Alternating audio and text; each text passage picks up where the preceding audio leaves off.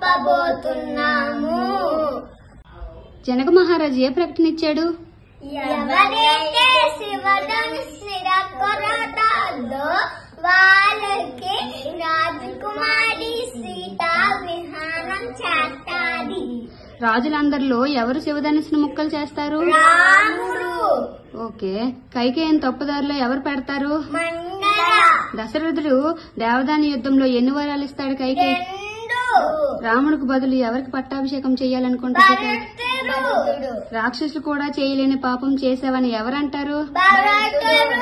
భరతుడి సింహాసనం మీద ఏం పెట్టి రాజ్యాన్ని పాలించేవాడు? రాముడు చెప్పులు. రాక్షసులకు అధిపతి ఎవరు? రావణాసుడు.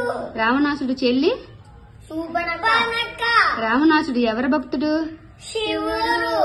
రావణాసుడు కొడుకులు ఎవరు?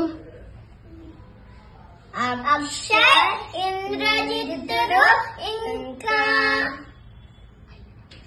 హైరావణుడు. నన్ను పెళ్లి చేసుకోపోతే సీతను చంపేస్తానని ఎవరంటారు? శూర్పణఖ. శూర్పణఖ ముక్కు చెవులు ఎవరు కోస్తారు? లక్ష్మణుడు. శూర్పణఖ మాట వినకు రాముడు ఆలోచించే చేస్తాడని ఎవరంటారు? మారీచుడు. ఈ లోకంలో అందరికంటే రాముడి భార్య అందగత్తని ఎవరికి చెప్తారు? శూర్పణఖ రావణాసుడితో చెప్తుంది. బంగారు లేడిలాగా ఎవరు మాయ చేస్తారు సీతని? మారీచుడు. లక్ష్మణుడు సీతను బయటికి రావద్దని ఏం జరిగినా రావద్దని ఏం చేస్తాడు?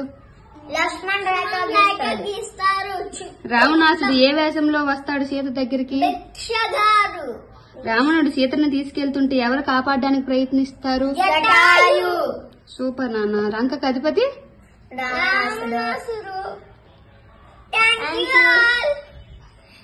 పార్ట్ 3 కోసం వెయిట్ చేయండి. Subscribe and well and share.